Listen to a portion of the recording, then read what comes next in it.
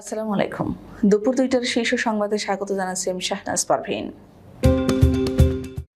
বইছে তাপপ্রবাহ, রোববার খুলছে সব শিক্ষা প্রতিষ্ঠান, সরকারি প্রাথমিক বিদ্যালয়ে অ্যাসেম্বলি বন্ধ।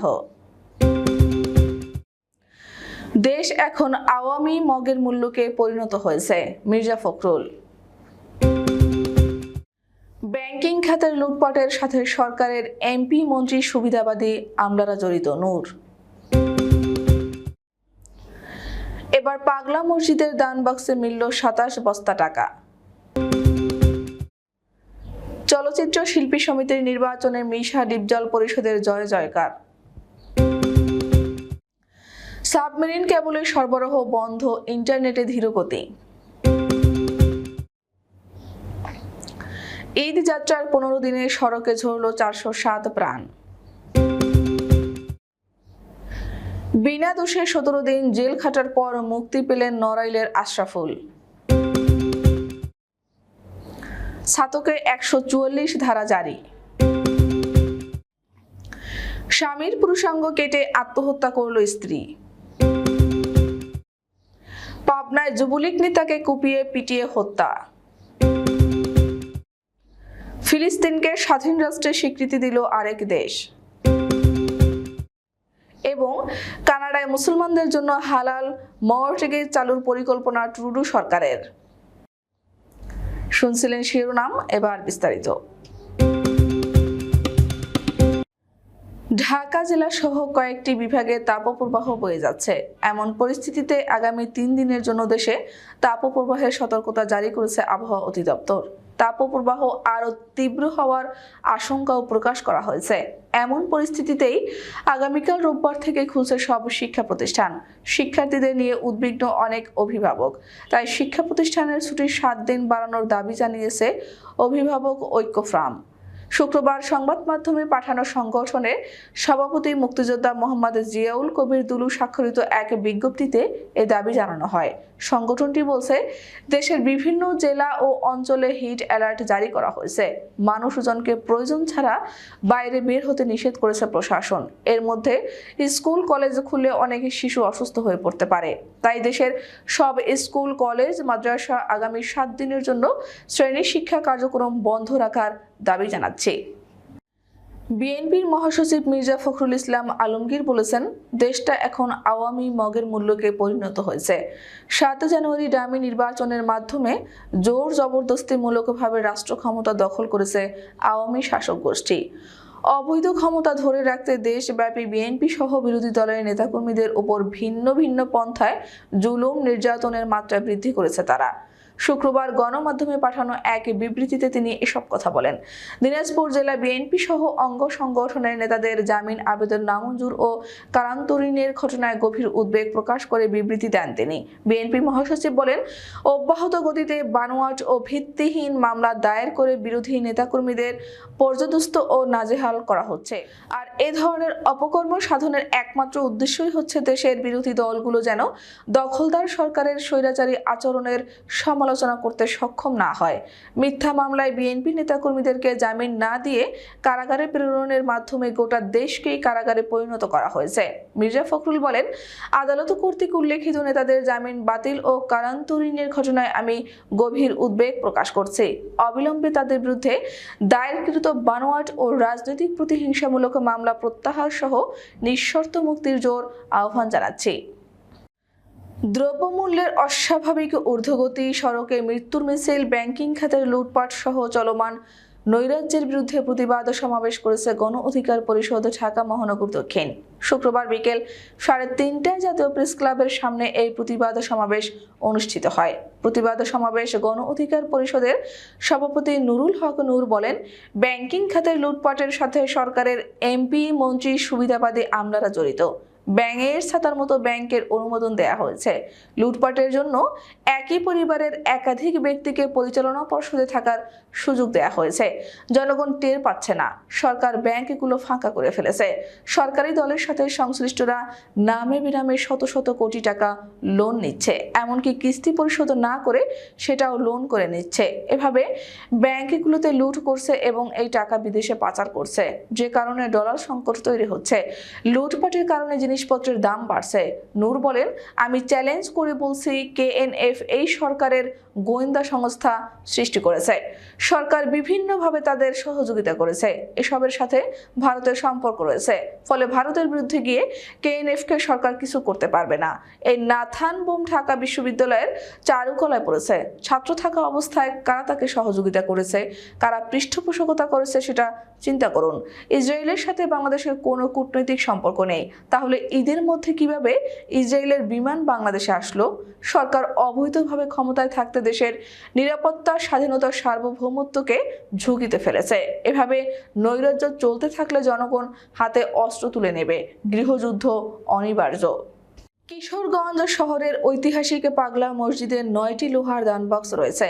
প্রতি 3 মাস পর পর দান বক্সগুলো খোলা হয়। এবার 4 মাস ও 10 দিন পর শনিবার সকাল 7:30টায় দান বক্সগুলো খোলা হয়েছে। এতে রেকর্ড 27 বস্তা টাকা পাওয়া গেছে। কিশোরগঞ্জের জেলা প্রশাসক ও পাগলা মসজিদ কমিটির সভাপতি মোহাম্মদ আবুল কালাম আজাদ এবং পুলিশ সুপার মোহাম্মদ রাসেল শেখের উপস্থিতিতে দান বক্সগুলো খোলা হয়। মোহাম্মদ আবুল কালাম আজাদ জানান, 4 মাস ও 10 দিন পর আজ শনিবার সকালে পাগলা মসজিদে 9টি দান বক্সগুলো খোলা হয়েছে। পরে মসজিদে 2 তলায় এনে টাকা গণনার কাজ শুরু হয়। 3 মাস পর পর দান বক্সগুলো খোলা হলো। এবার রমজানের কারণে 4 মাস 10 দিন পরে দান বক্সগুলো খোলা হয়েছে। আশা করা যাচ্ছে পূর্বের সব রেকর্ড ভেঙে নতুন রেকর্ড সৃষ্টি হবে। চলচ্চিত্র শিল্পী সমিতির 2024-2026 মেয়াদের নতুন সভাপতি নির্বাচিত হয়েছেন জনপ্রিয় অভিনেতা এবং বিগত 2 মেয়াদের সভাপতি মিশা সওদাগর। তিনি 265 ভোট পেয়েছেন। তার প্রতিদ্বন্দ্বী মাহমুদ কলি 170 ভোট পেয়ে পরাজিত। এছাড়া সাধারণ সম্পাদক নির্বাচিত হয়েছেন অভিনেতা মনোয়ার হোসেন ডিপজল। তিনি 225 ভোট পেয়েছেন। 17 ভোট কম পেয়ে পরাজিত হয়েছেন নিপুণ আক্তার। শনিবার সকাল 6:45 দিকে এ ফলাফল ঘোষণা করা হয়। সহ সভাপতি পদে জয়ী হয়েছেন মাসুম পারভেজ রুবেল 231 ও ডিএ তায়েব 234, সহ সাধারণ সম্পাদক আরমান 237, সাংগঠনিক সম্পাদক জয় চৌধুরী 255, আন্তর্জাতিক বিষয়ক সম্পাদক আলেকজান্ডার বো 296, দপ্তর ও প্রচার সম্পাদক জ্যাকি আলমগীর 245, সংস্কৃতি ও ক্রীড়া সম্পাদক মামুন হাসান ইমন 235 এবং কোষাধ্যক্ষ পদপ্রার্থী কমল 231। দেশের দ্বিতীয় সাবমেরিন কেবলের সংযোগ সরবরাহ বন্ধ হওয়ায় দেশে ইন্টারনেট সেবা ব্যাহত হচ্ছে। শুক্রবার রাত 12টার পর এ সমস্যা সৃষ্টি হয়েছে। গ্রাহকরা ইন্টারনেট সেবায় ধীরগতির অভিযোগ করেছেন বলে জানিয়েছেন internet service providers association of বাংলাদেশের সভাপতি ইমদাদুল হক। তিনি জানান, গ্রাহকরা ফোন করে এই ব্যাপারে অভিযোগ করেছেন। বাংলাদেশ সাবমেরিন কেবলসের ব্যবস্থাপনা পরিচালক মির্জা কামাল আহমেদ জানিয়েছেন, সিমিউ 5 দিয়ে দেশে 1600 জিবিপিএস ব্র্যান্ড উইথ সরবরাহ হয়। এটি এখন বন্ধ আছে। চেষ্টা করছি সিমিউ 4 দিয়ে বিকল্প ব্যবস্থা করতে। তিনি জানান, সিঙ্গাপুরে ফাইবার কেবল ব্রেক করায় বাংলাদেশের পাশাপাশি আরও কয়েকটি দেশে এই সমস্যা দেখা দিয়েছে। কবে নাগাদ এ অবস্থা স্বাভাবিক হবে তা জানা যাবে শনিবার বিকেলের মধ্যে। ঈদ এলেই সড়কে দুর্ঘটনা বেড়ে যায়। এবারও তার ব্যতিক্রম ঘটেনি। সদ্য বিদায়ী ঈদে মানুষের যাতায়াতে 399টি সড়ক দুর্ঘটনা ঘটে। এতে 407 জন মানুষ নিহত হয়েছেন এবং 1398 জন আহত হয়েছেন। এ সময় রেলপথে 18টি দুর্ঘটনায় 24 জন নিহত, 21 জন আহত হয়েছেন। নৌপথে 2টি দুর্ঘটনায় 7 জন নিহত, 5 জন আহত হয়েছেন। সড়ক, রেল ও নৌপথে সর্বমোট 419টি দুর্ঘটনায় 438 জন নিহত ও 1424 জন আহত হয়েছেন। শনিবার ঢাকা রিপোর্টার্স ইউনিটির সাগররুনি মিলনায়তনে এক সংবাদ সম্মেলনে বাংলাদেশ যাত্রী কল্যাণ সমিতির মহাসচিব মোহাম্মদ মোজাম্মেল হক চৌধুরী এসব তথ্য জানান। সংগঠনটি ঈদ যাত্রায় সড়ক দুর্ঘটনা প্রতিবেদন প্রকাশ উপলক্ষে এই সংবাদ সম্মেলনের আয়োজন করে। বিনা দোষে 17 দিন জেল খাটার পর মুক্তি পেলেন নড়াইলের আশরাফুল। গত 18 এপ্রিল ঢাকা মহানগর দায়রা জজ আদালত আশরাফুলের জামিন মঞ্জুর করেন। পরে তার জামিনে আদেশ কেরানীগঞ্জের কারাগারে পৌঁছানোর পর মুক্তির প্রক্রিয়া শেষ করে কারা কর্তৃপক্ষ। অবশেষে আশরাফুলের বাবা মার অপেক্ষা শেষ হলো। আশরাফুল আলম নড়াইলের লোহাগড়ায় ছোট্ট একটা ইলেকট্রিকের দোকানের মালিক। প্রায় 3 বছর ধরে এই ব্যবসা করে সে। হঠাৎ গত 2রা এপ্রিল তাকে থানায় ডেকে নেয় লোহাগড়া থানা পুলিশ। তবে কী কারণে সেটি তাৎক্ষণিকভাবে কিছুই বলেনি পুলিশ। পরদিন আশরাফুল জানতে পারেন সে ঢাকা মহানগর দায়রা জজ আদালতের এক মামলায় তার বিরুদ্ধে সাজার রায় হয়েছে, কাজেই তাকে গ্রেফতার দেখানো হলো। 3 এপ্রিল আশরাফুলকে পাঠিয়ে দেয় নড়াইল আদালতে। এরপর সেখান থেকে 6 এপ্রিল কেরানীগঞ্জ কারাগারে পাঠানো হয় তাকে। তবে আশরাফুলের ভাগ্যে আসনে নড়াইলের এক আইনজীবী শেখ শামীম আহমেদ। মামলা দেখেই তিনি বুঝতে পারেন এটি ভুয়া ওয়ারেন্ট। ওই ওয়ারেন্টের কপি মূল নথির সঙ্গে মিলিয়ে দেখেন এই নামে কোনো এজাহারে আসামিই নেই। আরও মজার তথ্য হলো ওই হত্যা মামলাটি ঢাকার একটি হত্যা মামলা, যার এখনও বিচারই শেষ হয়নি। সুনামগঞ্জের ছাতকের জাগুয়া বাজারে 144 ধারা জারি করেছেন নির্বাহী ম্যাজিস্ট্রেট ও উপজেলা নির্বাহী কর্মকর্তা গোলাম মুস্তফা মুন্না। ইজারা কেন্দ্র করে দুপক্ষের সংঘর্ষের আশঙ্কায় এই আদেশ জারি করা হয়েছে। শুক্রবার রাতে সংঘর্ষ এড়াতে আদেশ জারি করেন ছাতকের নির্বাহী ম্যাজিস্ট্রেট ও উপজেলা নির্বাহী কর্মকর্তা। ইজারা নিয়ে বিবাদমান দুপক্ষের মধ্যে চরম উত্তেজনা বিরাজ করছে। যে কোনো সময় রক্তক্ষয়ী সংঘর্ষ হতে পারে, একই সঙ্গে আইন শৃঙ্খলার চরম অবনতি ঘটতে পারে। তাই শনিবার সকাল 6টা থেকে রাত 12টা পর্যন্ত জাগুয়া বাজার এলাকা এবং তার আশেপাশে উক্ত সময়ের মধ্যে আগ্নেয়াস্ত্র বহন ও প্রদর্শন, লাঠি বা দেশীয় কোনো অস্ত্র অথবা মাইকিং অথবা একসঙ্গে 5 জন ব্যক্তি চলাফেরা থেকে বিরত থাকার এবং সভা সমাবেশ মিছিল থেকে বিরত থাকার জন্য আদেশ প্রদান করা হয়েছে।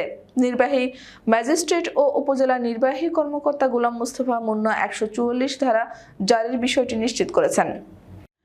স্বামীকে ঘুমের ওষুধ খাইয়ে অচেতন করে পুরুষাঙ্গ কেটে দিয়েছে স্ত্রী। পরে স্ত্রী নিজেও ঘুমের ওষুধ খেয়ে আত্মহত্যা করেছে। শনিবার ভোরে সাতক্ষীরা জেলার কলারোয়া উপজেলার পাঁচপোতা গ্রামে এই ঘটনাটি ঘটে। কলারোয়া থানার ওসি রফিকুল ইসলাম জানান, কলারোয়া উপজেলার পাঁচপোতা গ্রামের আজহারুল ইসলামের 2 স্ত্রী। বড় স্ত্রীর নাম রাশিদা খাতুন ও ছোট স্ত্রীর নাম ঝর্ণা খাতুন। ছোট স্ত্রী ঝর্ণা খাতুন স্বামী আজহারুল ইসলামকে রাতে ভাতের সঙ্গে ঘুমের ওষুধ খাওয়ান। পরে হাত ও পা বেঁধে তার পুরুষাঙ্গ কেটে দেন। একই সঙ্গে ঝর্ণা খাতুনও ঘুমের ওষুধ খান।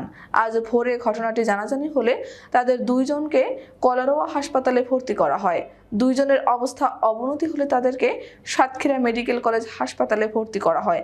সাতক্ষীরা মেডিকেল কলেজ হাসপাতালের রেজিস্ট্রার ডাক্তার মানস কুমার জানান, ঝর্ণা খাতুনকে হাসপাতালে ভর্তি করানোর আগেই তার মৃত্যু হয়। আর আহত আজহারুল ইসলামের অবস্থার অবনতি হওয়ায় তাকে ঢাকা মেডিকেলে পাঠানো হয়েছে। জমি সংক্রান্ত বিরোধের জেরে পাবনার ঈশ্বরদীতে খায়রুল ইসলাম নামে এক যুবলীগ নেতাকে কুপিয়ে ও পিটিয়ে হত্যা করেছে প্রতিপক্ষরা। এই ঘটনায় দুপক্ষের আরও 15 জন আহত হয়েছেন। শুক্রবার বিকেল 4টার দিকে উপজেলার শাহাপুর ইউনিয়নের চর গড়গড়ি আলহাজ মোড় এলাকায় দুপক্ষের মারামারির ঘটনা ঘটে। পরে সন্ধ্যা 6:30টার দিকে ঈশ্বরদী হাসপাতালে তার মৃত্যু হয়। নিহত খায়রুল ইসলাম চর গড়গড়ি গ্রামের নসিম প্রামাণিকের ছেলে ও শাহাপুর ইউনিয়নের 8 নং ওয়ার্ড যুবলীগের সহসভাপতি। ফিলিস্তিনকে রাষ্ট্র হিসেবে স্বীকৃতি দিয়েছে বার্বাডোস। এ নিয়ে ক্যারিবিয়ান কমিউনিটির 11তম দেশ থেকে স্বীকৃতি এলো। শনিবার আল জাজিরার প্রতিবেদনে বলা হয়, আনুষ্ঠানিকভাবে বার্বাডোস ফিলিস্তিনকে রাষ্ট্র হিসেবে স্বীকার করে নিয়েছে। বার্বাডোসের পররাষ্ট্র ও বৈদেশিক বাণিজ্য মন্ত্রী বিষয়টি নিশ্চিত করেছেন। পররাষ্ট্র ও বৈদেশিক বাণিজ্য মন্ত্রী কেরি সিমন্স বলেছেন, দেশটির মন্ত্রিসভা মনে করে ফিলিস্তিন রাষ্ট্রের আনুষ্ঠানিক কূটনৈতিক স্বীকৃতি দেওয়ার সময় এসেছে। তিনি বলেন, বার্বাডোস সর্বদা জাতিসংঘের নীতি মেনে চলে। আমরা মনে করি চলমান সংঘাত নিরসনে একটি দ্বিরাষ্ট্রীয় সমাধান হওয়া উচিত। কানাডিয়ান সরকার বাড়ির মালিকানাকে আরও অ্যাক্সেসযোগ্য করার উপায়গুলো অন্বেষণ করছে, যার মধ্যে হালাল মর্টগেজ হিসেবে উল্লেখ করা শরিয়াসম্মত কার্যক্রম চালু করা অন্যতম। জাস্টিন ট্রুডো সরকারের এই সিদ্ধান্তের কথা ঘোষণা করা হয়েছে সে দেশের অ্যানুয়াল বাজেটে। যেসব কানাডিয়ান নিজেদের বাসা হওয়ার স্বপ্ন দেখেন তাদের সহায়তা দেওয়ার জন্য জাস্টিন ট্রুডো সরকারের বিভিন্ন উদ্যোগের অন্যতম হলো এই পদক্ষেপ। ইসলামী আর্থিক প্রতিষ্ঠানগুলো মর্টগেজ বা বন্ধক অফার করে সুদের বিকল্প রাস্তা হিসেবে কানাডার কিছু আর্থিক প্রতিষ্ঠান অবশ্য আগে থেকেই শরীয়ত আইন মেনে মর্টগেজ বা বন্ধকে লোন দিচ্ছে। তারা সুদ নিচ্ছে না মুসলিমদের কাছ থেকে।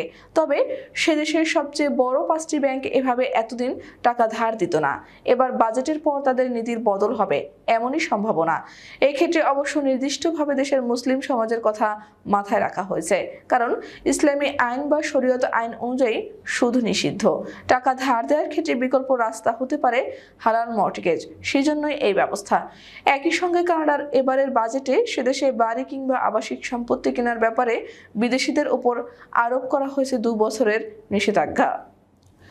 আমাদের পরবর্তী রাত 10টার শীর্ষ সংবাদ দেখার আমন্ত্রণ জানিয়ে এখনকার মতো বিদায় নিচ্ছি।